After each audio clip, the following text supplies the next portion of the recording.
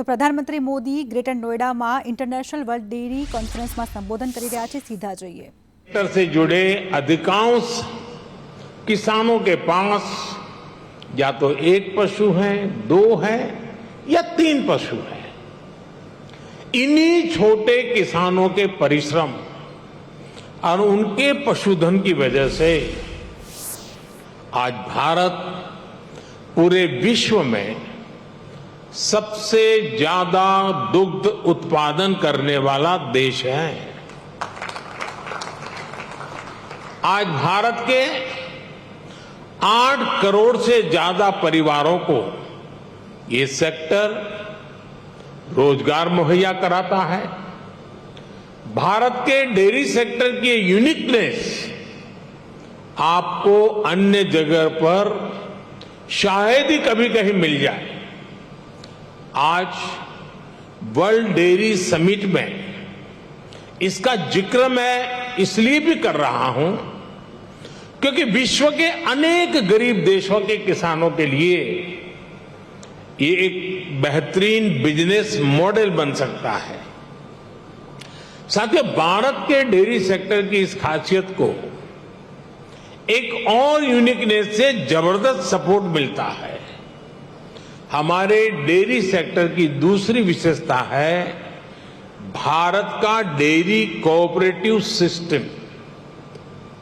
आज भारत में dairy cooperative का एक ऐसा विशाल नेटवर्क है जिसकी मिसाल पूरी दुनिया में मिलना मुश्किल है।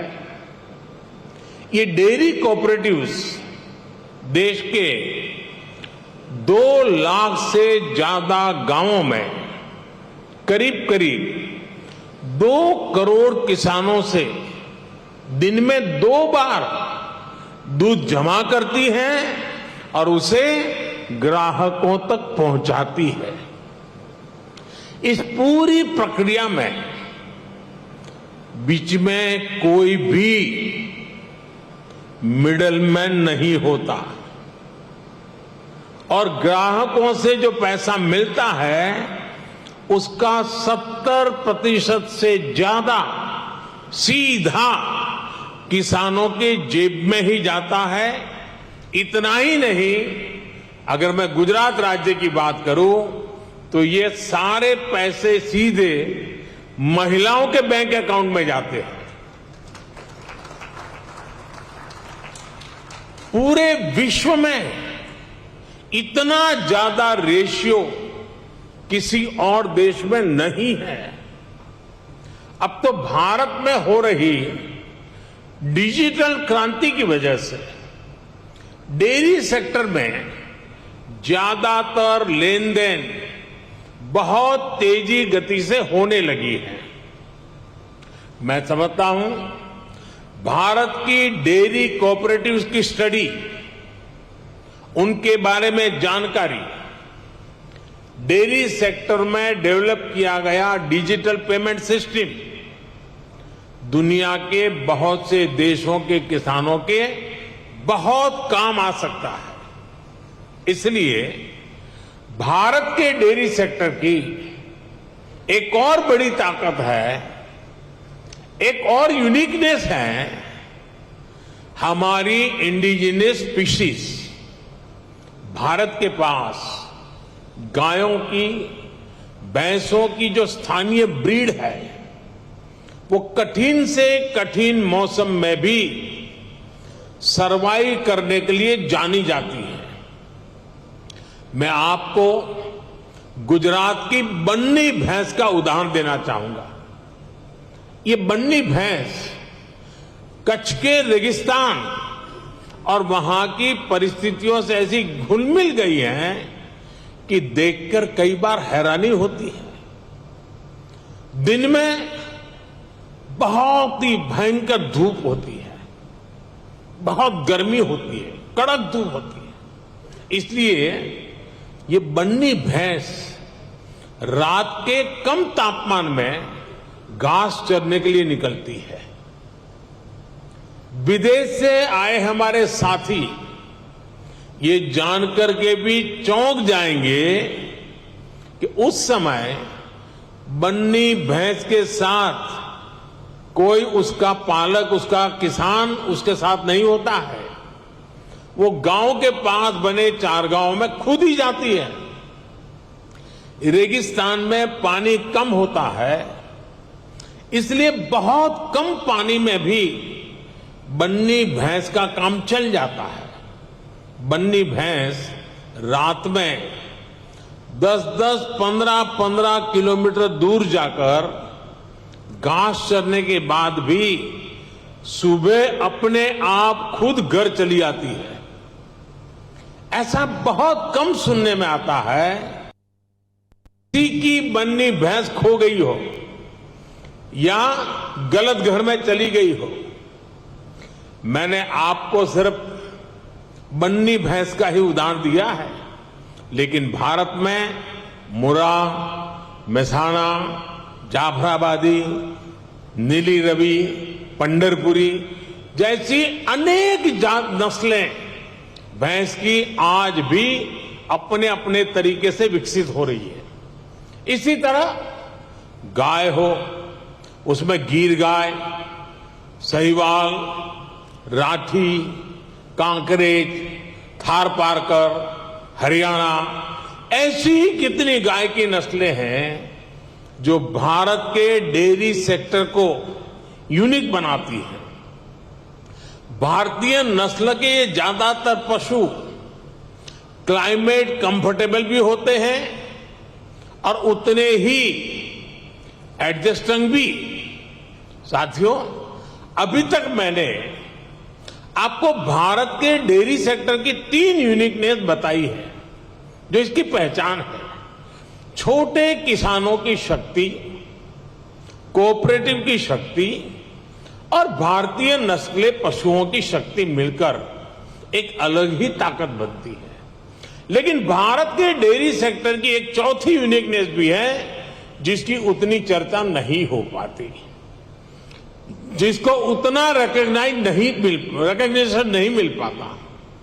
विदेश से आए हमारे मेहमान संभवतः ये जानकर के हैरान हो जाएंगे कि भारत के डेयरी सेक्टर में विमेन पावर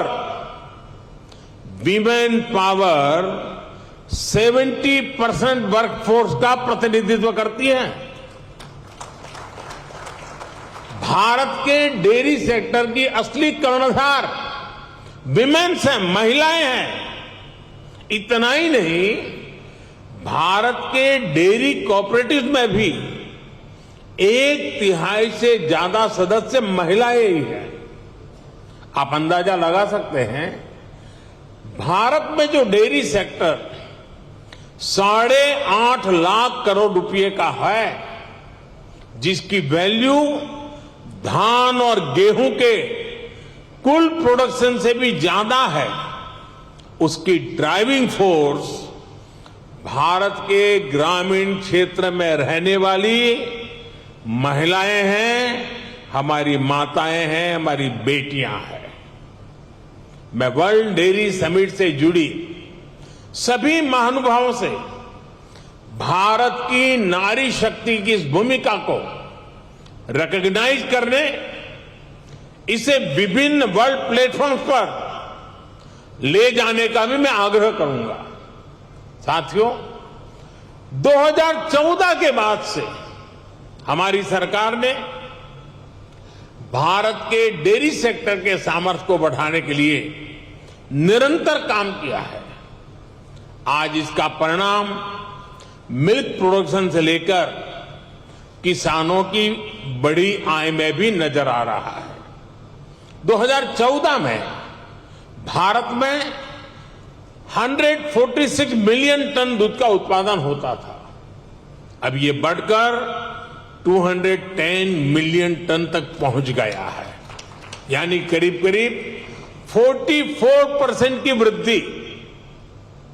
आज पूरे विश्व में मिल्क प्रोडक्शन 2% की रफ्तार से बढ़ रहा है, जबकि भारत में इसकी रफ्तार 6% से भी ज्यादा है। भारत में दूध की पर कैपिटा अवेलेबिलिटी पूरे विश्व के औसत से कहीं ज्यादा है। बीते 3-4 वर्षों में ही भारत के छोटे किसानों ने बैंक खातों में हमारी सरकार ने करीब 2 लाख करोड़ रुपए सीधे ट्रांसफर किए हैं। इसका बहुत बड़ा हिस्सा डेयरी सेक्टर से जुड़े किसानों के खातों में भी आया है। साथियों, आज हमारा फोकस देश में एक संतुलित डेयरी इकोसिस्टम के निर्माण पर है। एक ऐसा इकोसिस्टम जिसमें हमारा ध्यान दूध और उससे जुड़े उत्पादों की क्वालिटी पर तो है ही, बल्कि दूसरी चुनौतियों के समाधान पर भी है। किसान को अतिरिक्त आय, गरीब का सशक्तिकरण, स्वच्छता, केमिकल फ्री खेती, क्लीन एनर्जी और पशुओं की केयर, ये सभी आपस में जुड़े हुए हैं। यानी हम डेयरी सेक्टर को, पशुपालन को भारत के गांवों में ग्रीन और सस्टेनेबल ग्रोथ का बहुत बड़ा माध्यम बना रहे हैं। राष्ट्रीय गोकुल मिशन, गोवर्धन योजना, डेयरी सेक्टर का डिजिटाइजेशन और पशुओं का यूनिवर्सल वैक्सीनेशन, इसी दिशा में हो रहे प्रयास है। इतना ही नहीं, भारत ने जो सिंगल यूज प्लास्टिक बंद करने का जो अभियान चलाया है, वह एनवायरमेंट की दृष्टि से तो महत्व का है ही, लेकिन जो भी जीव दया में विश्वास करते हैं, जो पशुधन में उसके कल्याण में विश्वास करते हैं, उनको मालूम है कि प्लास्टिक पशुओं के लिए कितना खतरनाक बनता जा रहा है। कि डेयरी प्लांट्स अपनी जरूरत की अधिकतर बिजली गोबर से ही पूरी करें। इससे किसानों को गोबर का भी पैसा मिलने का रास्ता बन रहा है। इस प्रक्रिया में जो ऑर्गेनिक खाद बनती है, उससे किसानों को खेती के लिए एक सस्ता माध्यम मिल जाएगा। इससे खेती की लागत भी कम होगी और मिट्टी भी सुरक्षित रहेगी। भारत में आज नेचुरल खेती पर, नेचुरल फार्मिंग पर भी अभूतपूर्व बल दिया जा रहा है, जिसमें पशुओं की बहुत बड़ी भूमिका है। साथियों, मैं अक्सर कहता हूं कि खेती में मोनोकल्चर ही समाधान नहीं है,